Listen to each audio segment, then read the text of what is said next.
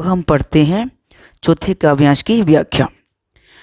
कौशिक सुनहु मंद यह बालक, कुटिल काल बस निज कुल घालक। कौशिक, कौशिक का मतलब है यहाँ पर विश्वामित्र। विश्वामित्र जो थे वो राम लक्ष्मण के गुरु थे, तो स्वयंवर के समय वो साथ ही थे। तो जो परशुराम थे वो विश्वामित्र को कहते हैं कि हे कौशिक यानी हे विश्वामित्र, सुनहु मंदु यह बालक, कि ये जो बालक है, जो लक्ष्मण है, वो बुद्धिहीन है। कुटिलु काल बस निज कुल घालक, यह बड़ा ही कुटिल, कुटिल का मतलब यह बड़ा ही दुष्ट, काल बस और काल के बस में है, यानी कि मरने वाला है। निज कुल घालक, निज मैंने अपना, कुल मैंने वंश, घाल को मैंने नष्ट करने वाला, और यह अपने कुल का नाश करने वाला है। भानुवंश राकेश कलंकु, भानुवंश मतलब सूर्यवंश, जो राम लक्ष्मण थे वो सूर्यवंश से संबंधित थे। तो उनका जो कुल था वो सूर्यवंश का कुल कहलाता था। तो जो परशुराम है वो विश्वामित्र से कहते हैं कि भानुवंश राकेश कलंकु, कि यह जो बालक है वो सूर्यवंश में, राकेश मतलब चंद्रमा, चंद्रमा के कलंक के समान है। निपट, निपट का मतलब यह अत्यंत ही निरंकुश है, निरंकुश का मतलब अनुशासनहीन है। अबुद्ध असंग, और यह अबुद्ध का मतलब है यहाँ पर बुद्धिहीन, और असंकु का मतलब है निडर। तो परशुराम क्या कहते हैं कि ये जो बालक है सूर्यवंश में चंद्रमा के कलंक के समान है, और यह अत्यंत ही अनुशासनहीन, बुद्धिहीन और निडर बालक है। काल कवलु होई क्षण माही, काल कवलु का मतलब काल में समा जाना, मर जाना, कि यह क्षण माही, क्षण में ही काल में समा जाएगा, अर्थात मेरे हाथों से मर जाएगा। कहो पुकारी खोरी मोहि नाही, खोरी का मतलब दोष, कहो पुकारी, मैं पुकार कर कहता हूँ कि खोरी मोहि नाही, फिर मुझे तुम दोष मत देना। तुम हट कहू, हट कहू मतलब हटा लो, जो चाहो उबारा, उबारा मतलब जो तुम इसे मरने से बचाना चाहते हो, मरने से उबारना चाहते हो, तो तुम इसे मेरी आंखों से के सामने से हटा लो। कही प्रताप बल रोष हमारा, और तुम इसे हमारे प्रताप के बारे में, हमारे यश, हमारे पराक्रम, हमारे प्रभाव के बारे में, हमारे बल के बारे में और हमारे क्रोध के बारे में बता दो। तो इस प्रकार परशुराम की ये बातें सुनकर लक्ष्मण ने परशुराम से कहा, लखन कहे मुनि सुजस तुम्हारा।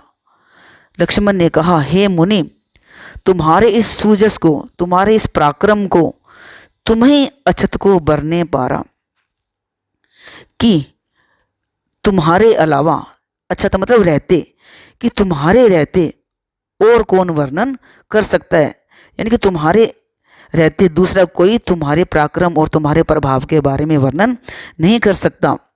अपने मुँह तुम आपनी करनी, बार अनेक भांति बहु करनी, कि अपने मुँह तुम अपने कार्यों की प्रशंसा अनेक बार और बहुत बार कर चुके हो। नहीं संतोष तो पुण्य कुछ कहो, यदि अभी भी तुम्हें संतोष नहीं हुआ है तब पुण्य, पुण्य मतलब दोबारा, तो तुम दोबारा कुछ कहो। जनेरिस रोकी दुसैमुत दुख सहो, तुम व्यर्थ में ही, रिस मतलब गुस्सा या क्रोध, अपना क्रोध रोककर असहाय दुख सह रहे हो। वीर व्रती तुम धीर अछोबा, कि तुम तो वीर व्रत धारण करने वाले हो, यानी कि वीरता का व्रत धारण करने वाले हो, धीर व्यक्ति हो, धैर्यवान हो, अक्षोभा क्रोध न करने वाले हो, गारी देत न पाहु शोभा, गाली देते हुए तुम शोभा नहीं देते। सूर समर करनी करही, कही न जनावही आप, जो सूरवीर व्यक्ति होते हैं वे समर में, समर में अर्थात अर्थात युद्ध में करनी करें कार्य करके दिखाते हैं, कहीं न जना वहीं आप। अपने कार्यों की प्रशंसा वो खुद नहीं करते। विद्यमान रन पाई रिपु कायर कथई प्रताप। विद्यमान का मतलब है सामने, रन मैंने युद्ध, रिपु मैंने दुश्मन, और कायर मैंने डरपोक, कथई का मतलब कहना। कि जो कायर व्यक्ति होते हैं वे युद्ध में अपने सामने शत्रु को देखकर अपने कार्यों की बड़ाई करते हैं, वीर पुरुष ऐसा नहीं करते। बच्चों, अब हम पढ़ते हैं 5वें काव्यांश की व्याख्या। कि तुम तो कालू हाँक जनु लावा, बार बार मोहि लागी बुलावा। लक्ष्मण ने परशुराम से कहा कि तुम तो यानी कि आप तो कालू, कालू का मतलब मृत्यु को मेरे लिए हाँक कर ला रहे हैं, और बार बार मोहि लागी बुलावा, और ऐसा लग रहा है कि बार बार मृत्यु को मेरे लिए ही बुला रहे हैं। सुनत वचन के लखन के वचन कठोरम। कि इस प्रकार जो लक्ष्मण के इन कठोर वचनों को सुनकर परशुराम ने अपने घोरा, घोरा का मतलब होता है कि अपने भयंकर फरसे को सुधार कर रख लिया, और वो कहने लगे अब जनी देव दोष मोहि लोगो। जनी का मतलब होता है मत, कि अब यहाँ पर जितने भी लोग बैठे हैं वे मुझे दोष मत देना। कटुबादी बालकु बदजोगु। क्योंकि यह कटुबादी का मतलब कड़वा बोलने वाला बालक, ये तो वध के ही योग्य है, यह मरने के ही योग्य है। फिर वे कहने लगे बाल बिलोकी बहुत में बांचा। बाल मैंने बच्चा, और बिलोकी मतलब देखकर या जानकर, कि बच्चा जानकर इसे मैंने अभी तक बहुत बचाया है। अब यह मरण निहार बा सांचा। और अब यह, सांचा का मतलब सच में ही, अब यह मरण निहार है। मरण निहार का मतलब होता है कि यह अब मेरे हाथों मरने ही वाला है। कौशिक कहा क्षमेव अपराधु। कौशिक यहाँ कौन है? विश्वामित्र। तब विश्वामित्र ने कहा कि तुम इन बच्चों के अपराध को क्षमा कर दो। बाल दोष गुण गणही न साधु। साधु का मतलब सज्जन व्यक्ति, कि जो सज्जन व्यक्ति होते हैं वे बच्चों के गुण और दोष नहीं गिना करते, यानी गुण और दोष नहीं देखा करते। तब परशुराम ने कहा खर कुठार मैं कुरन कोही। कि मेरे हाथ में, खर का मतलब तीखा तेज धार वाला, कुठार, कुठार का मतलब फरसा, कि मेरे हाथ में तेज धार वाला फरसा है, और मैं अकरुण हूँ, मतलब करुणा रहित हूँ, मैं किसी पर दया नहीं करता, और कोही हूँ, कोही का मतलब, और मैं बहुत क्रोधी स्वभाव वाला हूँ। आगे अपराधी गुरुद्रोही, और उस पर मेरे सामने गुरु का अपमान करने वाला अपराधी खड़ा है। फिर परशुराम कहने लगे उत्तर देत छोड़ो बिनु मारे।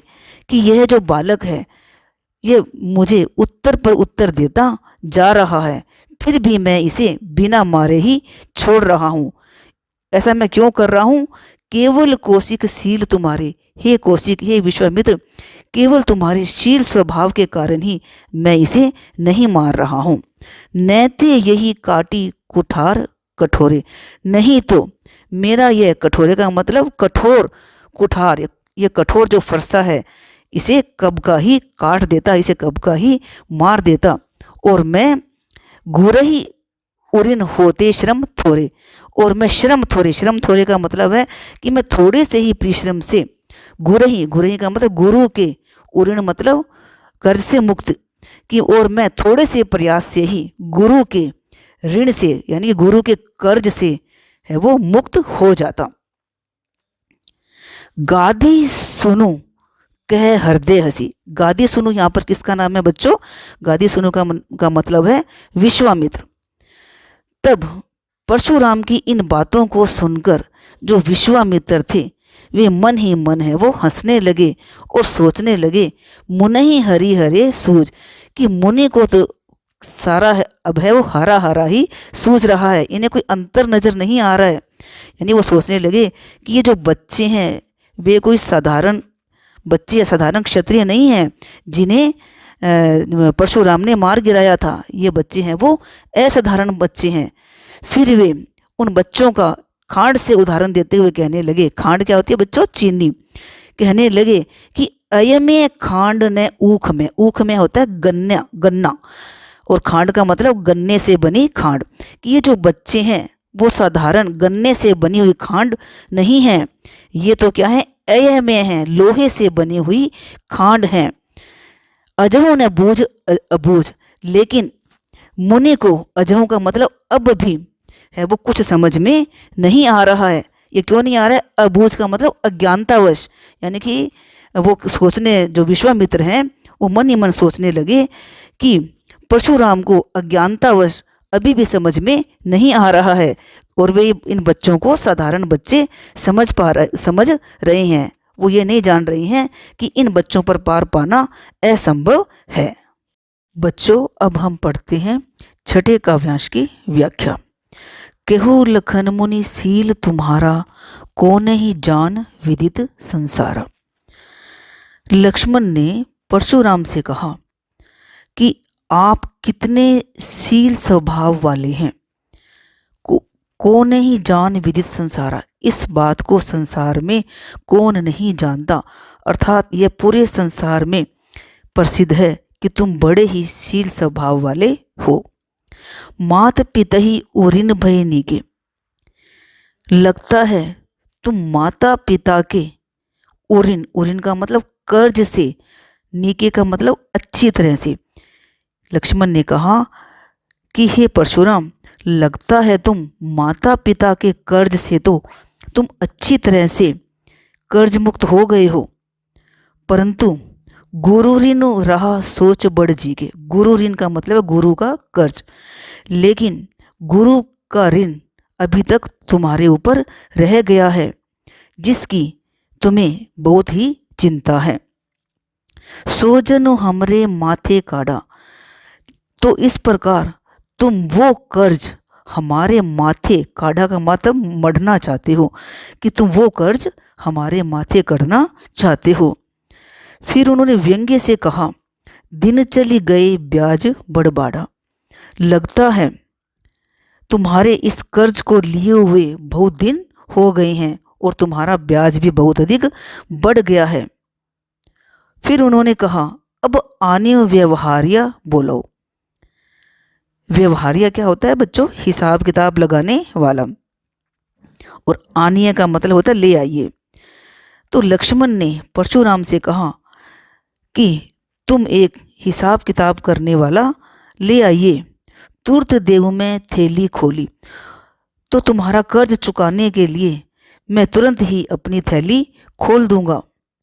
सुनी कटु वचन कुठार सुधारा, इस प्रकार लक्ष्मण के कटु मतलब कड़वे वचनों को सुनकर परशुराम ने फिर से अपना कुठार मतलब फरसा सुधार कर रख लिया, अर्थात वे लक्ष्मण को मारने के लिए तैयार हो गए। हाय हाय सब सभा पुकारा, उनको इस स्थिति में देखकर पूरी सभा में हाहाकार मच गया। पूरी सभा हाय हाय करने लगी। भृगुबर परशु दिखावे मोहि, इस पर लक्ष्मण ने परशुराम से कहा कि हे परशुराम, हे भृगुबर, भृगुबर का मतलब परशुराम, कि हे परशुराम तुम दिखाओ, तुम बार बार मुझे फरसा, परशु का मतलब बार बार तुम मुझे फरसा दिखा रहे हो और मुझे डरा रहे हो। विप्र विचारी बचो नृपद्रोही, तब लक्ष्मण ने कहा कि हे नृपद्रोही, नृपद्रोही का मतलब हे राजाओं के शत्रु, मैं तुम्हें विप्र जानकर, विप्र का मतलब ब्राह्मण विचार कर, यानी ब्राह्मण जानकर मैं तुमसे युद्ध करने से बच रहा हूं। लगता है मिले न कबहू सुभट रन गाढ़े, कि तुम्हें अभी तक, सुभट का मतलब होता है बड़े योद्धा, रन मैंने युद्ध में, गाढ़े मतलब दृढ़ या लड़ाकू या शक्तिशाली। तो लक्ष्मण है वो परशुराम से कहने लगे कि लगता है अभी तक तुम्हें युद्ध में कोई शक्तिशाली जो योद्धा है वो नहीं मिले हैं। द्विज देवता, द्विज मैंने ब्राह्मण, हे ब्राह्मण देवता, घर ही के बाड़े, लगता है तुम तो घर में ही वीर बने हुए हो। अनुचित कही सब लोग पुकारे। तो इस प्रकार लक्ष्मण के इन अभद्र वचनों को सुनकर पूरी सभा है वो लक्ष्मण की निंदा करने लगी और कहने लगी कि जो लक्ष्मण है वो अनुचित बातें कह रहे हैं। रघुपति सैनी लखुनी निवारे। रघुपति, रघुपति का मतलब है यहाँ पर राम। तो बात बढ़ती देखकर राम ने सैनी, सैनी का मतलब है आंखों के इशारे से, लखनऊ का मतलब लक्ष्मण को, निवारे, निवारे मतलब बोलने, निवारे का मतलब है मना किया। तो इस प्रकार बात बढ़ती देखकर श्री राम ने आंखों के इशारे से लक्ष्मण को और बोलने से मना किया।